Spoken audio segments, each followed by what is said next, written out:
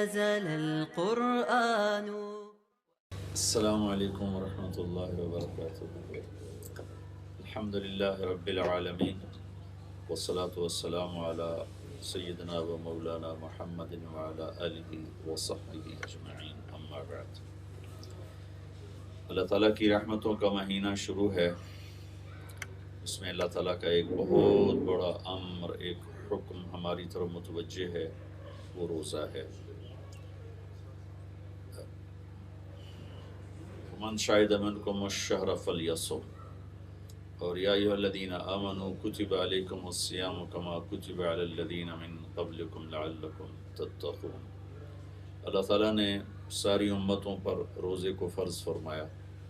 ہمیں جناب رسول اللہ صلی اللہ تعالیٰ علیہ وسلم کی طفیل یہ ایک بہت بڑی سہولت ملی کہ ہمارے روزے کو اللہ تعالیٰ نے صرف کھانے کا نظام بدلا، ٹائم بدلا، سحری افطاری پہ کھانا چلا گیا.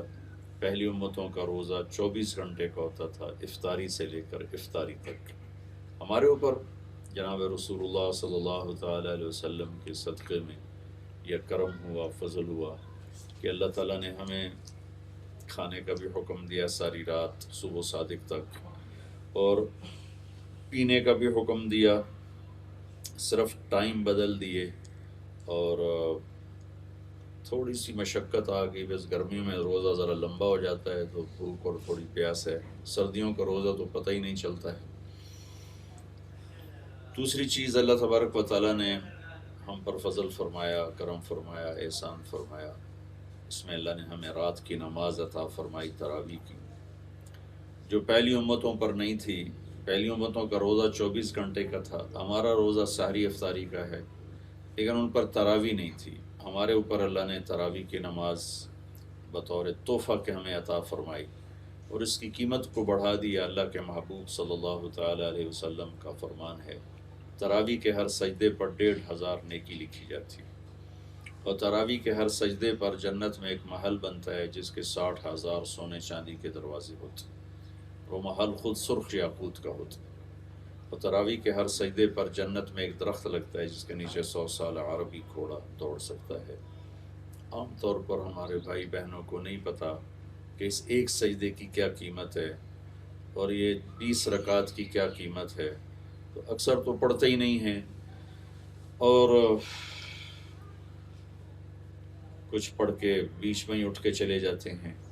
تھوڑی سی مشقت، گھنٹہ، زیادہ سے زیادہ گھنٹہ، سوا گھنٹہ کا کام ہے، لیکن ہر مرد عورت 60,000 نیکیاں لے کے جا سکتا ہے. اس سورات کے لیے تو کوئی مسئلہ نہیں، وہ چھوٹی چھوٹی صورتوں کے ساتھ پڑھیں تو ان کو تو آدھا گھنٹہ زیادہ سے زیادہ لگے گا، 15 منٹ لگ جائیں گے. لیکن اتنی بڑی دولت اللہ تعالیٰ کے خزانوں سے ملے گی. اور پھر اللہ کے نبی نے 2 الگ حدیثیں فرمائیں: من صام رمضان ایمانا و احتسابا غفر له ما تقدم من ذنبه. جس نے رمضان کے مہینے میں روزہ رکھا اس کے پچھلے سارے گناہ معاف ہوں. من قام رمضان ایمانا و احتسابا غفر له ما تقدم من ذنبه. جس نے رمضان میں قیام کیا رات کو، اس سے مراد تراویح کی نماز ہے، غفر له ما تقدم من ذنبه، اس کے سارے پچھلے گناہ معاف ہو گئے. اور آخری رات اللہ تعالیٰ فرشتوں سے فرماتے ہیں کہ اس مزدور کا کیا بدلہ ہے جو اپنا کام پورا کر دے. تو فرشتے عرض کرتے ہیں کہ اس کی جزا ملے. تو اللہ فرماتے ہیں کہ میں تمہیں گواہ بناتا ہوں کہ انہوں نے رات کے قیام اور دن کے روزے سے مجھے راضی کر دیا اور میں نے انہیں معاف کر دیا. رمضان گناہوں کی بخشش کا ذریعہ اور سبب ہے. خود رمضان کا مطلب جل جانا ہے، اور جلنے کا مطلب اس میں کیا ہے کہ 330 دن کے گناہ روزے کے دنوں میں اللہ تعالیٰ جلاتا جاتا ہے، جلاتا جاتا ہے، جلاتا جاتا ہے، یہاں تک کہ آخری رات اس کے ذمے کوئی گناہ باقی نہیں رہتا اور گناہوں سے پاک صاف ہو کے باہر نکلتا ہے. روزہ بذات خود کتنا قیمتی عمل ہے. اللہ کے نبی کا فرمان ہے: من صام یوما تطوعا، جس نے نفل روزہ رکھا، فرض نہیں، ثم اعطی ملء الارض ذهبا، پھر 7 بر اعظم سونے سے بھر کر اس کو پیش کیے گئے کہ یہ آپ کے روزے کا بدلہ ہے. تو ہمارے نبی پاک صلی اللہ تعالی علیہ وسلم کا فرمان ہے: لم یستوف ثوابہ دون یوم الحساب. تو 7 بر اعظم جو سونے سے بھرے ہوئے ہیں، یہ اس ایک نفل روزے کا بدلہ نہیں بن سکتے، اس کا بدلہ اللہ تعالیٰ ہی دے گا آخرت میں، اور باقی تمام اعمال کی جزا جنت کی شکل میں ہے، اور روزے کی جزا اللہ تعالیٰ فرماتے ہیں کہ الصوم لی وانا اجزا بہ، روزہ میرے لیے ہے، روزے کی جزا میں خود ہوں، اللہ مل جاتا ہے۔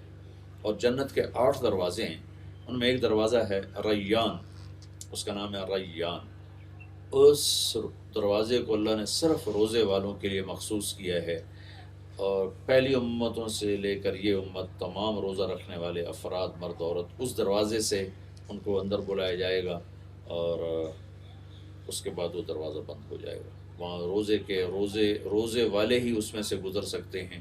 جنت کے 8 دروازے ہیں، اور جب ان کا وہ دروازے کے پٹ کھلیں گے تو ان کی جو چوکٹ کا درمیانی فاصلہ ہے، اللہ کے نبی نے فرمایا کہ ایک کنارے سے چلے اور دوسرے کنارے تک جانے کے لیے 40 سال لگ جائیں گے چلتے چلتے، اور اس دن وہ دروازے بھر کے اس میں سے لوگ گزر رہے ہوں گے، کندھے سے کندھا لگ رہا ہوگا، تو رش میں اگر کسی کو لائن سے ہٹا کر جلدی سے پار کرا دیا جائے تو وہ بڑا خوش ہوتا ہے، تو اس دن بڑا رش ہوگا، تو اللہ تعالیٰ روزے والوں سے فرمائے گا کہ آپ لوگ لائن میں نہ لگو، یہ دروازہ صرف آپ کے لیے ہے، آپ لوگ اس میں آ جاؤ، تشریف لے جاؤ۔ پھر دوسری جگہ فرض روزے کی آپ نے قیمت بتائی، لیکن اس کو 4 شرطوں کے ساتھ، من صان نفسہ فی شہر رمضان لم یشرب فیہ مسکر لم یعمل فیہ خطیہ ولم یقذف فیہ مؤمنا ببہتان، جس نے رمضان کا روزہ رکھا 4 شرطوں کے ساتھ، اپنے سارے وجود کی حفاظت فرمائی۔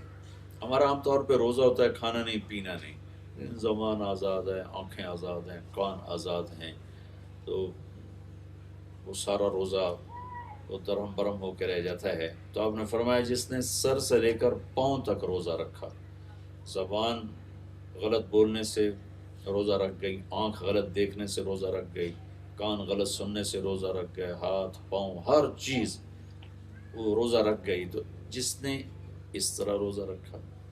دوسری چیز، لم یشرب فیہ مسکرا، کوئی نشہ آور چیز نہیں پی، کوئی نشہ آور چیز استعمال نہیں کی، یعنی کوئی حرام لقمہ پیٹ میں نہیں اس کے گیا، رمضان کے روزے رکھے رزق حلال پر، کوئی حرام اندر نہیں گیا۔ تیسرا،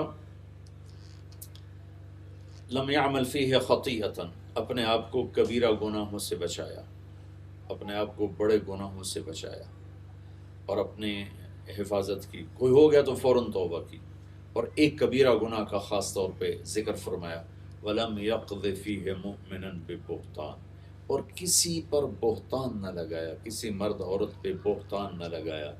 اس کے ساتھ ایک حدیث یاد آ گئی، میرے نبی کا فرمان ہے، کسی نیک پاک دامن عورت پر کوئی فحاشی کی تہمت لگا دے اور پھر اس کے بعد توبہ نہ کرے، 100 سال مصلی بچھا کے بیٹھ کے بندگی کرتا رہے اور مصلی پر بیٹھے بیٹھے مر گیا تو بھی جہنم میں جائے گا۔ بہتان اتنی بڑی لعنت ہے، اور خاص طور پر نیک پاک دامن عورت پہ بہتان باندھنا یہ ہمارے معاشرے میں عام ہے، عام ہے، عام ہے۔ ابھی چند دن پہلے ایک باپ میرے پاس روتا ہوا آیا کہ میری نیک بیٹی پر بہتان لگا کے طلاق دلواتے، آپ سفارش کرتے۔ وہ اس کا خیال تھا کہ شاید میں ان گھر والوں کو جانتا ہوں، میں نے کہا میرے دوست اگر میں جانتا ہوتا تو میں ان کو جا کے پاؤں پکڑ لیتا، پر میں جانتا نہیں، یہ میرے معاشرے کا ظلم ہے کہ یہاں چھوٹی چھوٹی باتوں پہ وہ ظلم ہو رہا ہے۔ لوگ سمجھتے ہیں قتل چوری ڈاکہ ہی ظلم ہے، لیکن جو گھروں میں بچیوں پہ ظلم ہو رہا ہے، جو سسرال میں بہوؤں پہ ظلم ہو رہا ہے، یا کہیں کہیں آنے والی اپنے خامند کے ساتھ مل کر جو خامند کے ماں باپ پہ ظلم ہو رہا ہے، زمین آسمان اس سے کام اٹھتے ہیں۔ یہ چند دن پہلے کی بات ہے، اس کا باپ رو رو کے بے حال تھا۔ یہ میرے معاشرے کا ناسور ہے، پتہ نہیں کب صبح ہو۔ لوگ صرف نماز روزے کو اسلام سمجھتے ہیں، اسلامی اخلاق، اسلامی معاشرہ جس میں درگزر، جس میں چھپانا، صرف بدگمانی پر پورا کیس تیار کر کے الزام لگا کر گھر توڑوا دیے، خاندانوں میں آگ لگا دی، یہ چند دن پہلے کی بات ہے تو میرے زخم تازہ ہو گئے، میں دوسری طرف چلا گیا۔ بہرحال یہ بھی ہمارے معاشرے کی ضرورت ہے، کسی بھی برائی کو ثابت کرنے کے لیے گواہ چاہیے۔ یہاں تو خالی بدگمانی ہوتی ہے اور الزام پورے ثابت ہو جاتے ہیں۔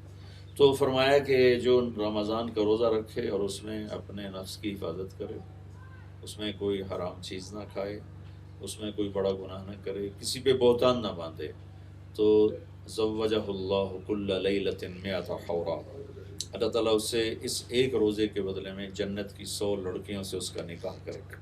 وہ بنا لہو قصر، اور اس کے لیے جنت میں ایک محل بنائے گا جس کی ایک اینٹ موتی کی، ایک یاقوت کی، ایک زمرد کی، اور وہ محل اتنا بڑا ہوگا لو ان الدنیا کلها وضعت فیہ لکانت کمربط عنز من الدنیا۔ تو وہ یہ ایک روزے پر اتنا بڑا گھر اللہ بنائے گا کہ اگر یہ ساری زمین 7 بر اعظم اس محل میں رکھے جائیں تو یوں کھڑے نظر آئیں گے جیسے زمین پر ایک بکری کھڑی ہوئی نظر آتی ہے۔